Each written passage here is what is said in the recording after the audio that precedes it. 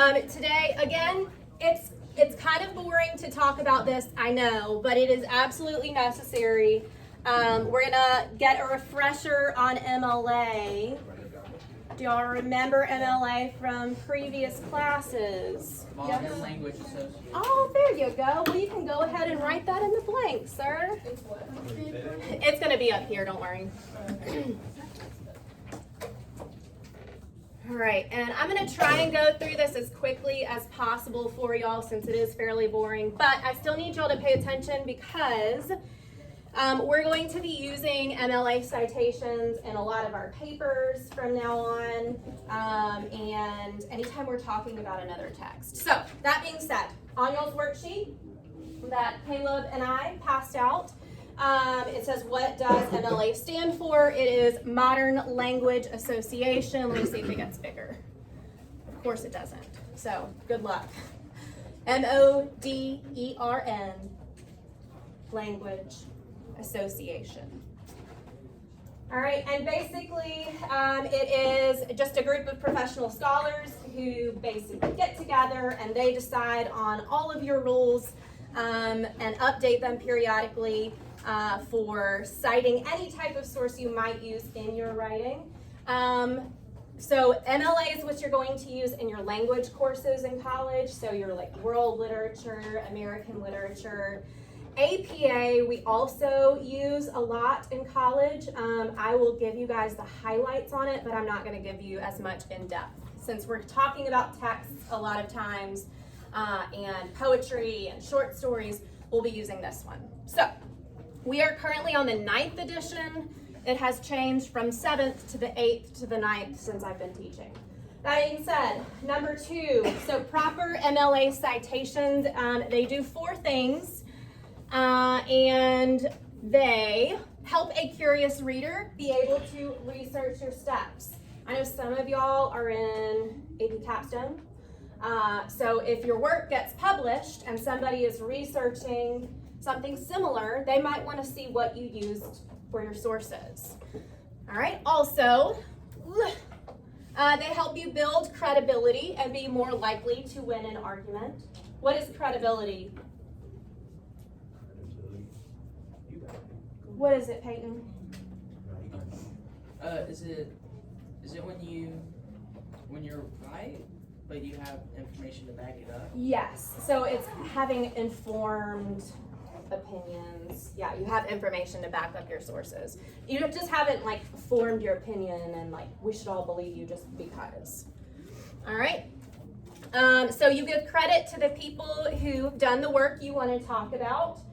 People get in trouble for this a lot on TikTok now, I know, but in college it's a huge deal if you don't give credit to people that have written those ideas. And then the last one, it allows you to avoid a charge of plagiarism. So let's see, on y'all's worksheet, number 2, number 1, you didn't have to write anything. Number 2, you should have credibility in that line. Number 3, give credit. And then number 5, plagiarism. What happens if you plagiarize an essay in my class? 0. It's 0, all right? And that might not affect your whole average, but I will tell you in college, you can flunk an entire course for plagiarism, even if it's an accident. Also, if you earn a degree, depending on how serious a charge, they could strip you of that degree.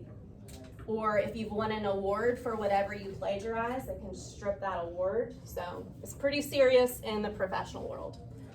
Okay, next. There are 2 things that we're going to keep track of. One of these we're not going to do this quarter, but one you're going to do in an activity today. So we're going to make sure to pay attention to this. The first is in-text citations, and the next is your works cited page. Just looking at my worksheet, making sure y'all got your stuff. Are we going to write down number 3? Works cited page? No.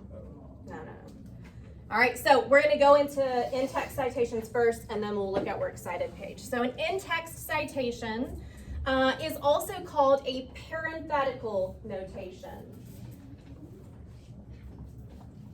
Parenthetical notation.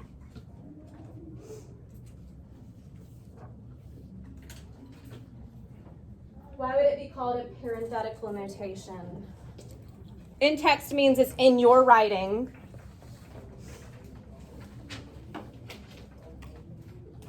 Yes, Jacob. So, because it's like you're noting the fact that someone else made it, because technically speaking, you're taking it from them, so they made it. Technically, we can father or mother that. Right, so that's the notation part of it. So in your writing, you've made a note. What's the parenthetical part? Parentheses. Yeah, you use Okay. parentheses, exactly. Give me just a second. All right, so again, it's how the citations are handled in your essay or in your writing, and the types of things that need to be cited in your writing. You do not have to write all of these on your sheet, but you are writing a couple. All right, so anytime you use direct quotes, you did not come up with those words on your own. You're talking about what that quote means, symbolically or literally. Anytime you're paraphrasing or summarizing. So I haven't made y'all use in-text citations on your summaries, but we will eventually.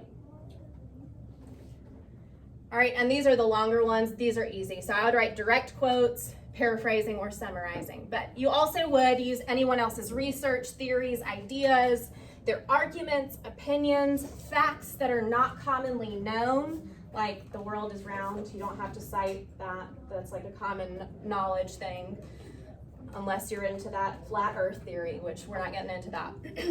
Another source is visuals, tables, graphs, images, statistics, all those kinds of things. Does everybody have 2 of these written down though? No. Perfect. Did somebody say no? No, I said oh. Oh. Yeah, it's number 4. So direct quotes, paraphrasing, or summarizing. Which y'all will be doing both of these at some point. Y'all ready? Yes? No? Maybe so? Okay. All right, again, bear with me. I know it's boring. For your works cited page. This is usually also called a bibliography. This year we will be doing an annotated bibliography. So again, it's important for you to know about the works cited page because we will eventually do one and an annotated bibliography. It's a complete list of all of your sources that you used in your paper, whether you were summarizing, using a quote, whatever. It's typically located on the last page of your essay. And it has a specific and easy to follow format. So for number 5 in an essay packet, where is the works cited page located?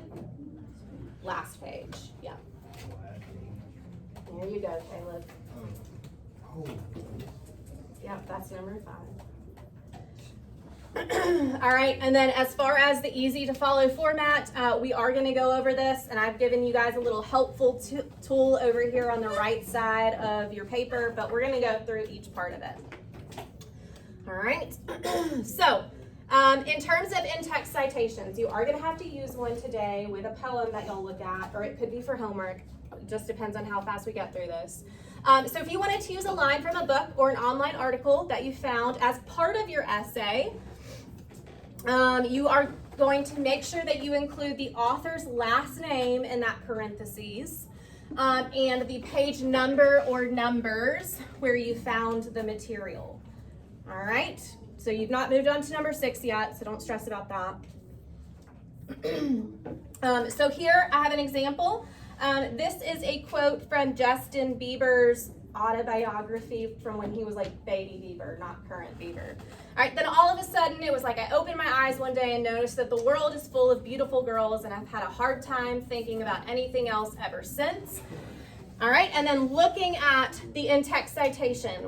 All right, I want you to notice a couple things. Where the quote ends, we do not have any end punctuation, especially if it's like a period or whatever. Then we have our parentheses. We have the last name, Bieber, no commas, no P dot, and then we have the page number right there. You close your parentheses and you put a period. All right, so that being said, on number 6, is this in-text citation correctly formatted? Why or why not? I'm gonna give y'all a second to look at it. My suggestion is, if it's correct, you're good. But if it's wrong, circle what's wrong with it. or highlight it, whatever you want to do. What's wrong with it? Is it correct? No. No. All right, what's wrong with it?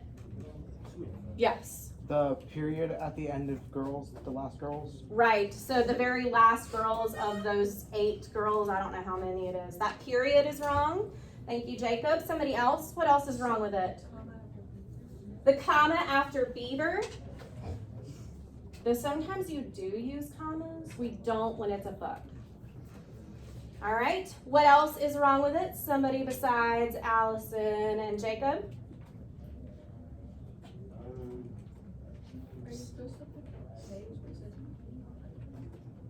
No, you should not have the P dot. Shouldn't the quotations be like in front of the period or? Just no period.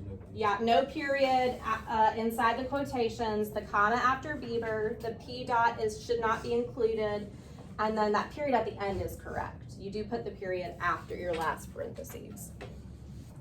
All right, so no, and just circling those will be fine as long as you've notated it. All right, so next, another way that you can handle in-text citations is with signal phrases. You all used those in the last summary you did on your article of the week, but this is basically when you have the author's name in your sentence. So if you use the author's name in your sentence, you do not need to include it in the parentheses. You only need the page number or lines if it was a poem. All right, and I have an example of this. So in her autobiography, Kim Kardashian, before she was married to Kanye and then divorced from Kanye, explains that. Notice there's no comma here because the quote is used as part of a relative clause. All right, so we have, my first white Range Rover was so special. It was the first car I got on my own. It had pink trim and it was such a smooth ride, so comfortable to be in and luxurious. All right, again, since we've used Kim Kardashian here, we do not use Kardashian in the parentheses, but still no period until the end, and then we don't include P dot in there. All right, so, let's see, number 7, if you use a signal phrase in the sentence, does the author's name still need to be included in the in-text citation? No. No, it does not. If you have the author's first and last name, that's good. Or if you have the author's last name, that's good. But should you use the author's first name and just their first name? No. All right. So next, any material that you use from another source you didn't come up with, you're gonna have an in-text citation if you've summarized or paraphrased, but you're also going to include it on the works cited page.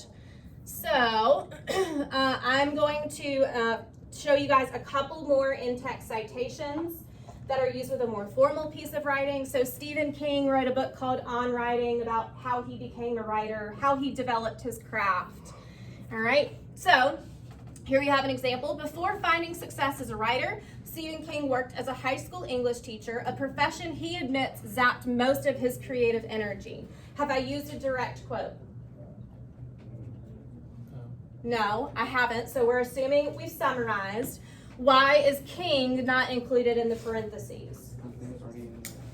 Because it's in our signal phrase and our sentence, Stephen King. All right. Another example, King said, I liked my coworkers and I loved the kids, but by most Friday afternoons, I felt as if I'd spent the week with jumper cables clamped to my brain. Again, no King here, why?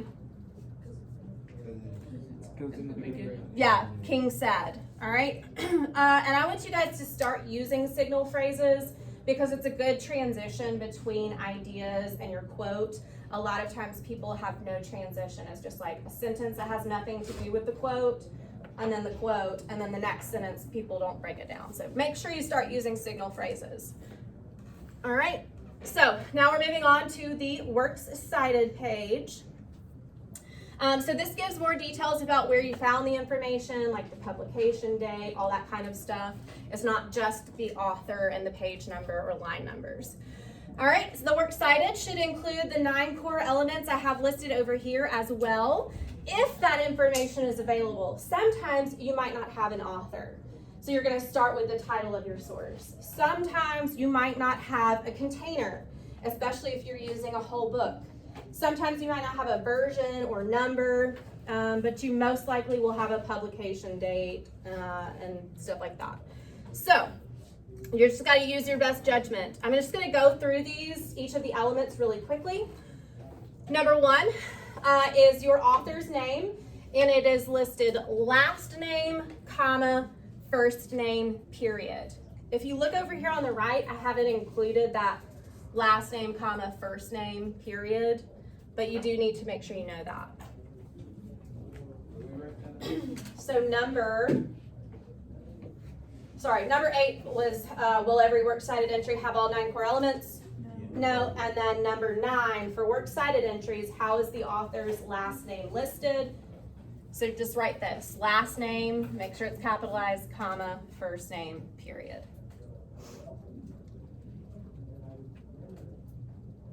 Y'all ready for the next one? So the second thing you might include is the title of your source. So that could be a standalone book if you use the entire book. Also, how would you punctuate the book? Would it be in quotation marks or italicized? Yes, italicized. It could be a chapter or section of a book, in which case you would put the chapter in quotation marks. It could be a newspaper, magazine, or academic journal article. If it's the article title, it's in quotation marks, and the title of the magazine would be italicized. This one, a website article, headline or title, YouTube video, there's plenty of other ones, but number 10, give 2 examples of a source. So, what's one? Book, YouTube video. It's just the title. Book, YouTube video, chapter, title, section title, article, whatever. All right. The third element is going to be your container. You're not always going to have a container. This is when you have a smaller work that is contained within a larger work. So it could be a book title that contains the chapter or section you used. It could be the academic journal where you found an article. It could be the main website where you found a news story or article. The database name. So you guys, today you're reading Common Lit, a poem on Common Lit. Common Lit would be the container, and then the title of your source would be the poem. And then lastly, online streaming provider, so Netflix, YouTube, Disney Plus. They have like documentaries, television episodes, stuff like that. There's hassles. So 2 examples of a container. Website or academic journal. All right, number 4 on a works cited entry. This, you're not always going to have it, but if you have a contributor, this would be like the person that edited a book, if it's notated on the first page or the front cover. If somebody has written an introduction that you're using, so a lot of times The Great Gatsby, there's an introduction, sometimes you use it. A lot of William Shakespeare's plays will have introducers. If it's translated, so it was originally like in Spanish, somebody translated it to English. If it's like an illustrated book, or if it's narrated, like you listen to the audiobook. All right, so that's that as far as contributors. I don't think you have any questions that deal with that. So next, 5 is going to be your version and your number or your volume or your edition. And when you guys are writing the works cited entry, if it's volume, you're going to put a lowercase VOL period. If it's like a number, you would put NO period. I'm trying to think of some other ones. Edition, oh Lord, maybe it's lowercase ED. I'll have to come back and check that one, so I'm going to put a star by it because I don't have all of these rules memorized. I even have to go back and check them. All right, and again, the version and edition are going to be for things that are like magazines, newspapers, textbooks, stuff like that. All right, number 7 is going to be the name of your publisher. And sometimes you might not have that with like an online magazine. You might not be able to find the publisher, but you're going to omit any business words. What does it mean to omit? Get rid of, don't include. All right, so those are things like company, corporation, incorporated, limited, or the abbreviations. Number 8 is going to be your publication date. So sometimes they'll give you the month and the year, include both of them. Sometimes it could just be the year. Sometimes it'll be the month, day, and year. All right, and the last one is the exact page number where you found it, so the location within the book, or the exact URL. And you do use the exact URL. Why? What do y'all think? To see the source is credible. Yeah. So y'all typically submit your papers how now? Online. All right. So when you have the exact URL, it's clickable. And so if your teacher or professor wanted to check your source, they just have to click that URL to go double check that you actually used that source. Yes? Isn't it also exact because if you only have the actual website, they would have to search it for it? Yeah, exactly. So if it's like an article within a website, they'd have to go search and see if that was actually in there. All right. So I think number 12, should you include the full URL for web resources? Yes. Why? It's exact. So they can click it and check it. All right. So another thing that I want you guys to notice is over here on the right, I've shown you what punctuation mark you should use after.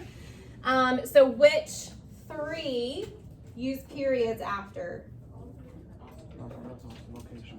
Yeah, so the author, the title of the source, and the location all use periods. Everything else is strung together with commas. So just make sure that you note over here those punctuations, but also for number 13, you're writing author, title of source, and location. Can we just write the numbers on our paper? Yeah, that's fine. Now, that being said, you might include VOL period, but that's not like all of the volume, or it's not all of the number. So don't stress about those periods. All right, so when you put it all together, it could look like this. So here we've got a whole book that's been used. Here we have a single page that has been used, and here we have a clump of pages. And again, as far as periods go, I want you to note something. When you have one page, you're going to put a P dot. When you have multiple pages, you will put PP dot, and then those pages go right there. So that being said, just kind of reviewing our punctuation. So this citation, the first one, if we're looking at the numbers, what is that first one, Jackie? King, comma, Stephen, dot. Sorry. The author. All right, then we have on writing period. What is that, Mackenzie? The title. Yep, the title of the source. Notice it's italicized because it's a book. It has chapters within it. Next, we have Scribner, comma. What's that, Cole?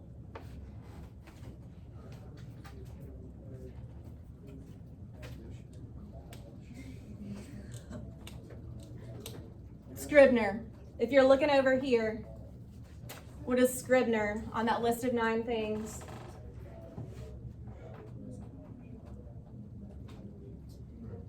Take a guess. You got a 1 in 9 chance. A publisher? It is. Very good. Way to go, Cole. And then we have 2000. What is that, Caitlin? The publication date. The publication date. Then we have the PP.73 through 84. Blakely, what's that? Is it on application? It is the location within the book on those pages. All right. So that being said, really quickly again, you italicize major works that contain smaller works within it. And then smaller pieces you're going to put in quotations. When you're creating a works cited page, if you have to use quotation marks, you'll put a quotation, whatever the song or poem title is. So let's say it's Harlem, which is a poem that we're gonna read today, or for homework. And then you have your period at the end of that title of the source, and then you put your quotation.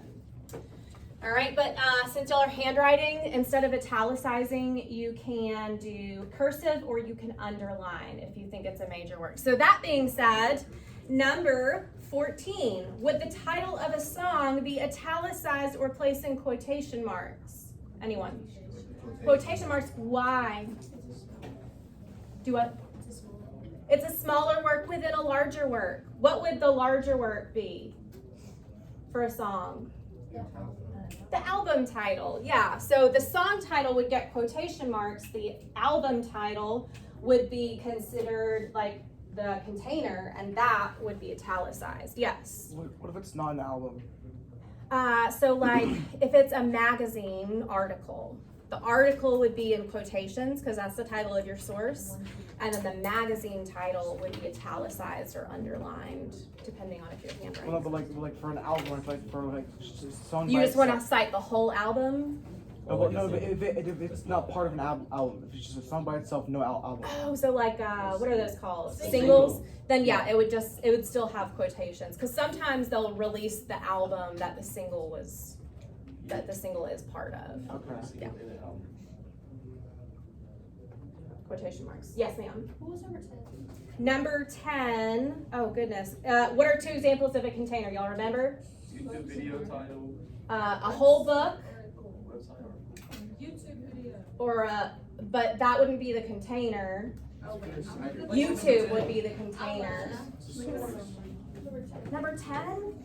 Oh, a source. Two examples of a source. YouTube video. Yeah, a YouTube video, Book chapter. a book chapter, and actually you could use a whole book, poems, all kinds of things like that. Does that help you? Yes. Okay. Somebody have their hand raised? Okay, I'm just imagining things. So, that being said, y'all are gonna get some practice. Hopefully you've been paying attention. Number 15 on y'all's is all of the information that is up here. You guys are going to create a works cited entry. I'm gonna give you a few minutes to do it by yourself or with a partner, but you're gonna make sure you're writing. I'm gonna come around and check and make sure you're doing it. So you want to use a full article about Albert Einstein found on pages 26 to 31 of Discover magazine, which is produced by Kalmbach Publishing. This particular edition of the magazine was published in June 2016 and is labeled as Volume 37, Number 5. The article, All in His Head, was written by Ian D. Berger, so you guys are going to build the works cited entry. And just real quick, the first line will be indented all the way to the left. Any line after that, you're going to indent. It's called a hanging indentation. So I'm going to give you all 5 minutes to write it here. You can leave yourself a little bit of space for when we go over it, or you can just do it on the back, but pencil's best. What's up? On this thing, the volume and the number are capitalized, so does it matter? So just lowercase it on your citation. All right, so 5 minutes to work with a partner or by yourself to create the citation.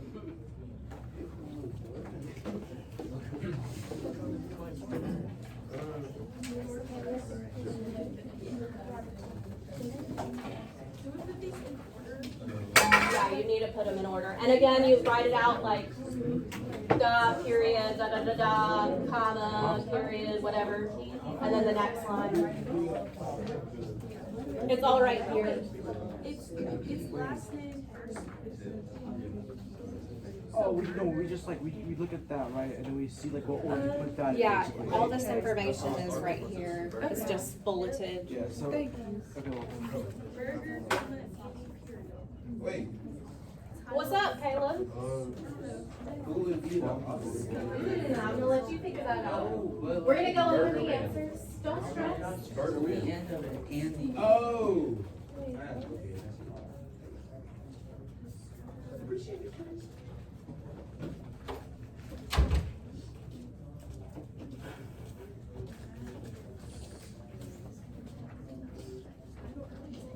What's the contention? You find It would be the larger thing where that smaller thing is found. It's in that order.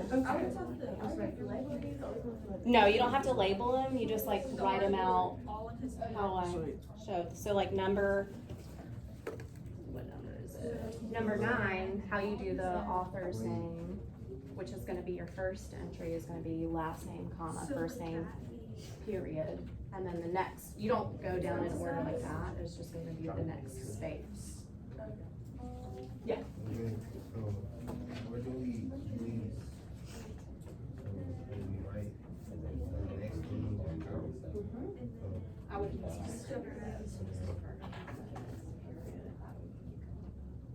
And the first line is all the way to the left. Any line after that is going to be indented.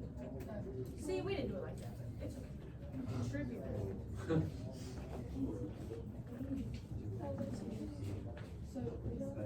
What's up, Jacob? Can you give me an example of a contributor? This one doesn't have one. I thought so, okay. But it would be like if you had a foreword for a book or an illustrator, Oh, okay. that would be your contributor. Do what?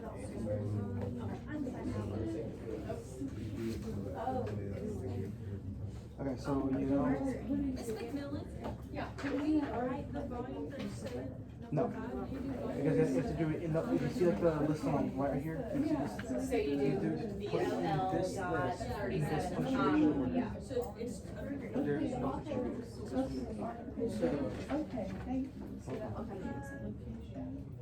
So that would be like the pages within a text or the lines within a text. So would volume count as the version?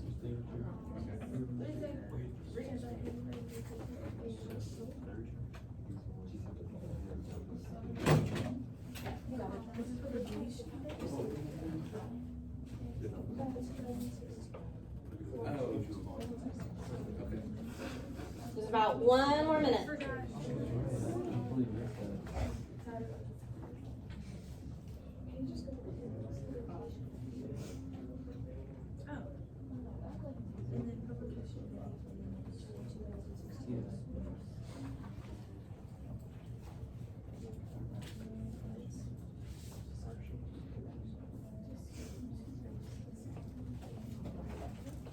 Yes, Noah.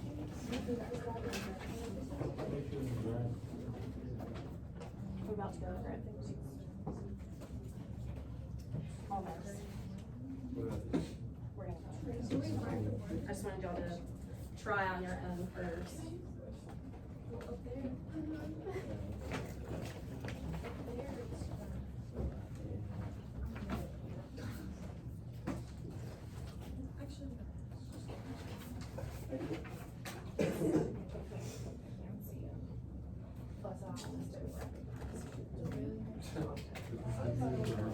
What's a guy named for contributor doing someone like Mac? I told her that sometimes. Mark Arthur's in. Miss McMillen? Yes. Can we do the pages 26 to 30? Do you do a dash or do you recommend? No, Are you there's talking no about- contributor in here. Say that one time. Like, right, where the pages are 26 to 30, 26 EO 31 or 26? The dash. Yeah. Or hyphen, well, I don't really know if it's a hyphen or a dash. Okay, so the first line of our citation, what is the first word that you have? Let's see. I'm trying to remember. Okay, Mary Grace? Do what? Yes, so we should have burger. Then what punctuation mark do we have? Caleb? Comma, and then we have what, Alec? Andy, and then what punctuation mark, Madeline?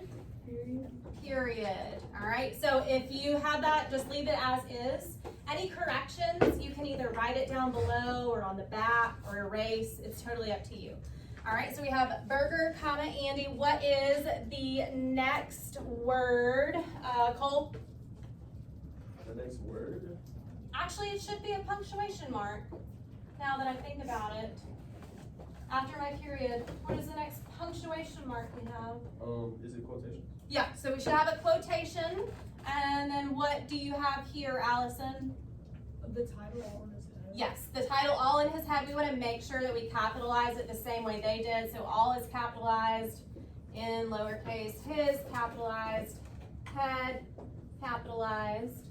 All right, then what punctuation mark do we have next, Ava? Quotation. Not yet. Yeah, period. Then we have our quotation. So Burger, comma, Andy, period, quotation mark, all in his head, period, quotation mark. What is the next word that we have, Sophie? Discover magazine. How do we punctuate this?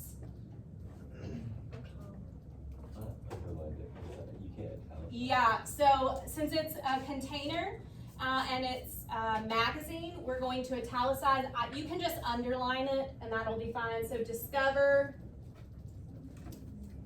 All right, and I'm starting on my second line, so I'm going to indent magazine. Underline. What punctuation mark do we use, Knock? Comma. Then what do we have, Preston?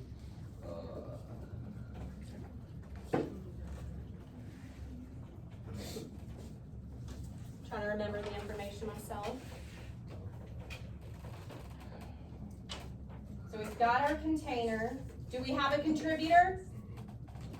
Anyone? No contributor. Okay, so it's the volume 37. Yeah, so you do lowercase vol dot 37. What punctuation mark, Seth? Comma after 37. Peyton, what do we have now? Number 5. Number 5, lowercase no, period 5. What punctuation mark, Caitlin? Yes. Then what do we have, Cheyenne?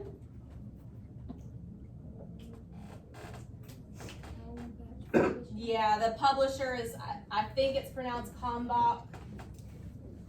Publishing. What punctuation mark next, Hayden? A period. Comma. What next, Blakely? So we have the publisher. The next thing would be the publication date. So we should have 2016. yeah, June 2016. All right, what punctuation mark, Kayla? Comma, and then what do we have at the end, y'all? PP dot 26 dash 31 period. All right, if you cannot read what I wrote over there, this is it. I know that's not huge either, but that's what I wrote. Make sure you have the correct one written. Eventually, we will be doing a works cited entry. We're just not doing it today, but I wanted y'all to have some practice. Yes, sir. Did you have a question? Okay. All right. So next, I'm going to just keep going through this real fast. So sometimes you might need to give a bit more information about your containers. And I'm going to kind of skip through this because we'll go over it when it's necessary. But this is an example of a works cited page at the end of an essay. So you'll see it's all alphabetized by either the author's last name, if there is one, or the title of the source. And then if it has a second line, it's indented. All right, and then as far as formatting, I set up y'all's last essay to have the correct MLA formatting except for this. But you'll have 1-inch margins, you'll have your last name and the page number, which I'll show y'all how to insert all that. And as far as the actual body of it, it's going to be double spaced. Some of y'all got rid of the double spaced.